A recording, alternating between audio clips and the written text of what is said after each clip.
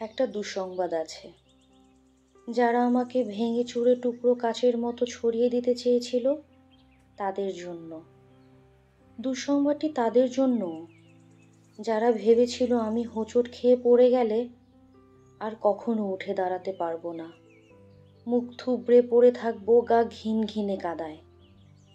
আমাকে ছিঁড়ে কাগজের মতো কুচি কুচি করে হাওয়ায় ভাসিয়ে দিলে আমি হারিয়ে যাব দিক শূন্যপুর। যে আমাকে টেনে হিঁচড়ে নামিয়ে নিতে চেয়েছিল অতলান্তিক বিষাদ সমুদ্রে, ডুবিয়ে দিতে চেয়েছিল এক পৃথিবী বিবমিশায়। যে আমাকে অযুত রাতের কান্না লিখে দিয়ে বুকের ভেতর খুঁড়ে দিতে চেয়েছিল শ্যাওলা জমা স্যাঁতস্যাঁতে এক মজা পুকুর।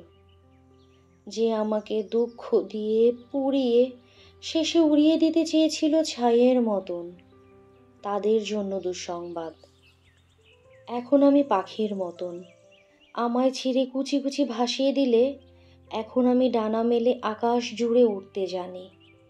কাটা যায় না, ভাঙা যায় না, আমি এখন জলের মতন, ভেসে যেতে যেতেও হঠাৎ জলোচ্ছ্বাসে ভাসিয়ে দিতে আমিও জানি ছড়িয়ে থাকা টুকরো কাচের শরীর থেকে দুফলা এক ছুরি হতে। এই যে মানুষ দুঃখ দিতে দক্ষ ভীষণ, সেও জানুক আমি এখন হাসতে জানি। শ্যাওলা জমা পুকুর জুড়ে আমিও এখন রোদের মতন ভাসতে জানি।